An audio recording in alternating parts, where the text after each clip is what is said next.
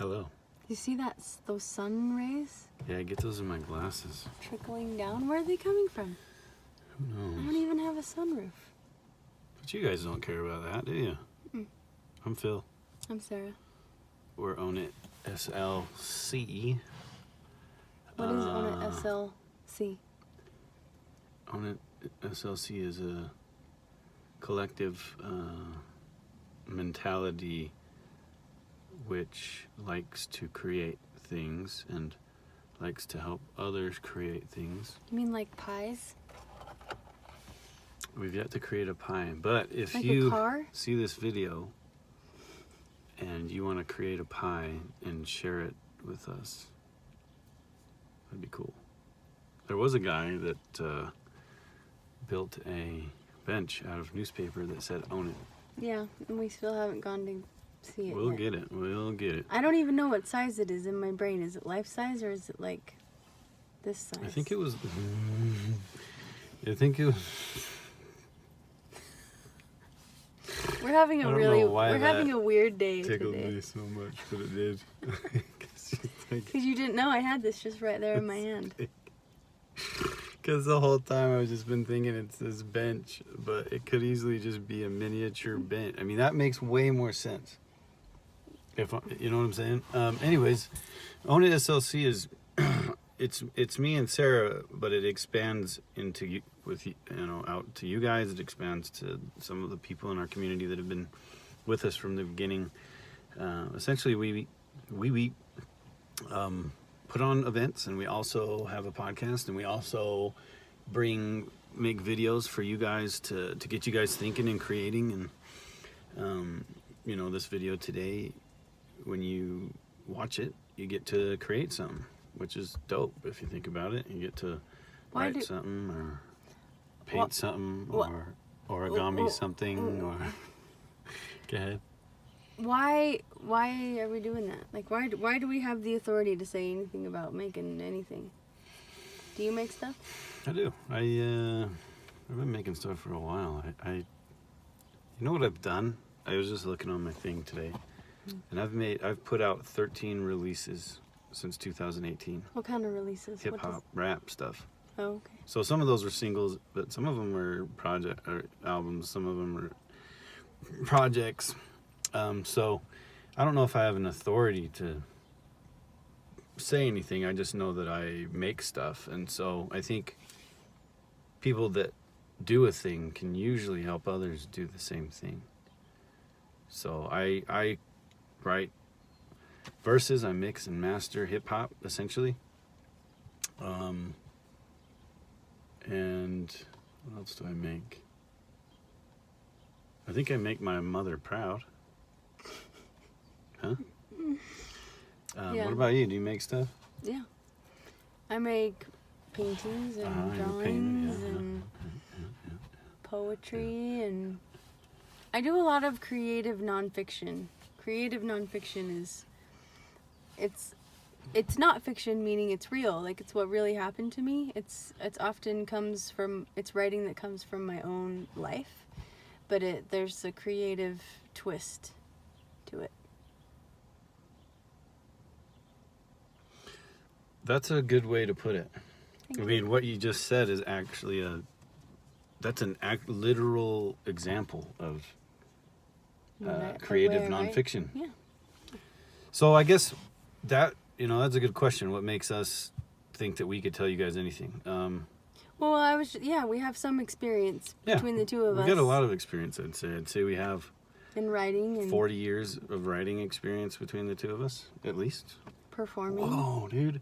Yeah. I mean, you've been performing longer than me. Yeah, and we've helped, I think we've put over 100 people on stage, or we've invited 100 people on stage, and most of them showed up. We have about 2 years experience putting on events together. Mm-hmm. So, yeah, I mean, experience is the tale, I think. Yeah, otherwise we'd just be like two floating heads on a screen, and that doesn't really mean anything. Well, to you guys. We actually do a class, and there is a floaty head in that class, and so that floaty head has a hard time getting people to respect what they're saying because they're just coming from a place that isn't experience. What are you talking about? We have a class with a floating head? Yeah, oh yeah. And I've never seen it? It's not a literal floating head. But that person's actually leaving that situation, so I think it'll go back to a non-floaty head situation. This goes back to the real recognized real that you told Real me about. recognized real. That's how I think you're supposed to say it. I'm not a rapper. He's a rapper. I'm actually super nerdy. So nerdy.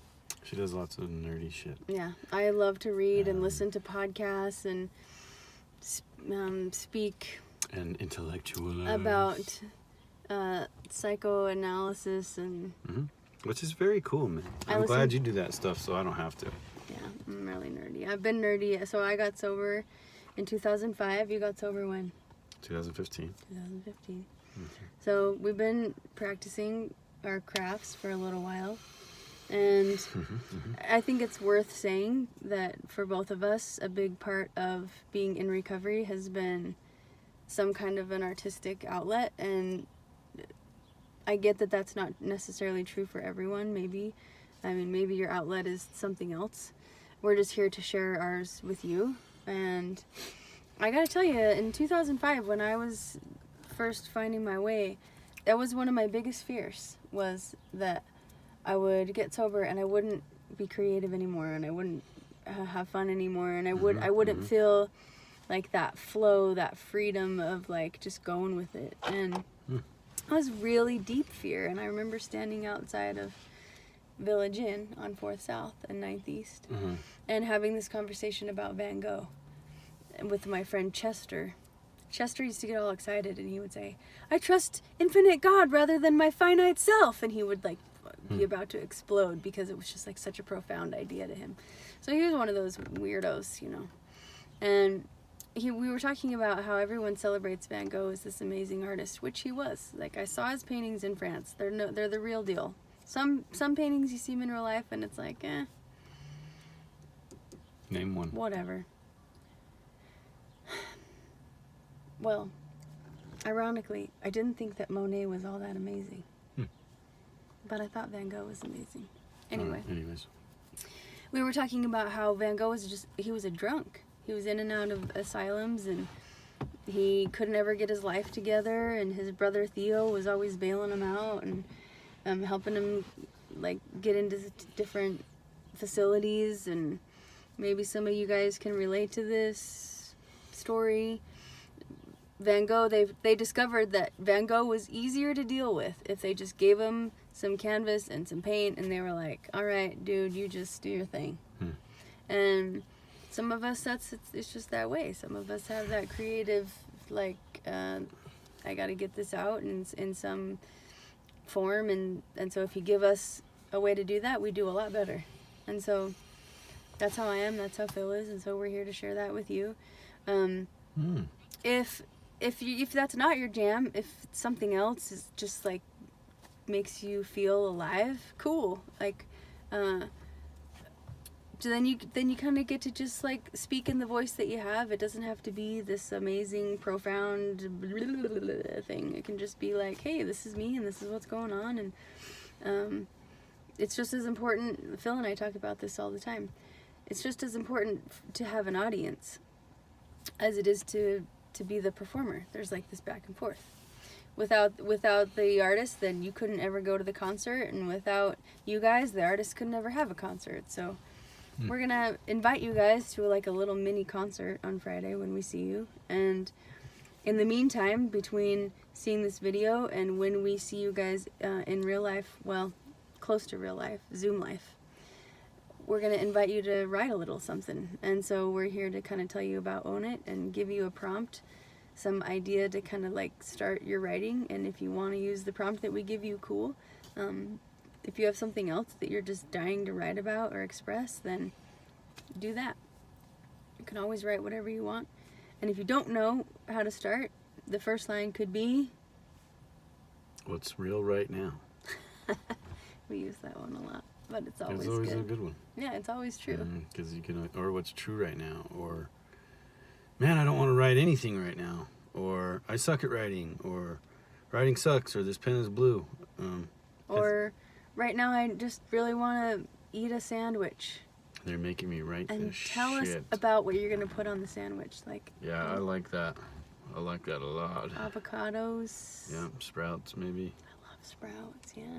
You know what I like is veganaise, which is weird because I'm not vegan, but vegan mayonnaise is really good. I don't know if I've ever tried it. You should try it. What kind of cheese?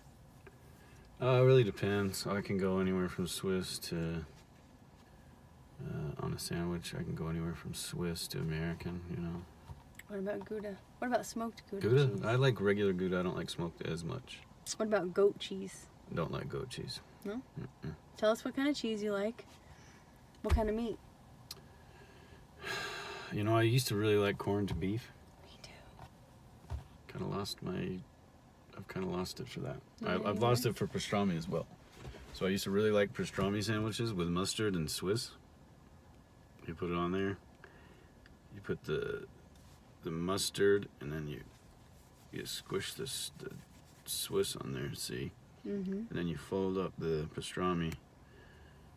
Well, you gotta. I like little mayo. Like ribbon it like that? Yeah, you know how Yeah. it go. Yeah, not flat. You have to. No. Yeah. Blither it up. Mhm. What's a really good sandwich? You guys could tell us about what kind of sandwich you like. I would put fresh basil on mine. And balsamic vinegar. I love balsamic vinegar. You know what I like on a salad? Balsamic vinegar and oil, Well, yeah. like with salt and pepper. Pippa. Mm-hmm. Pepper. You could read your writing in an accent if you want. Phil likes to talk in all sorts of weird I do. accents. I do. Just Mhm. kind of comes out that way, you see. But yeah, I mean, So if you can't think of what to write, just write Just about a write- sandwich yeah, or your shoes, salad. or or whatever. Mhm. I mean, here's a trick that a lot of artists might not tell you is that the magic that you think is magic is just really attention to detail, the details. And the more you practice seeing them, the more that you'll see them. the more you know. Well, I mean, That could have come on. You know what I'm talking about. that was the end, I think. Mhm. Okay, cool. Bye bye. See you Friday.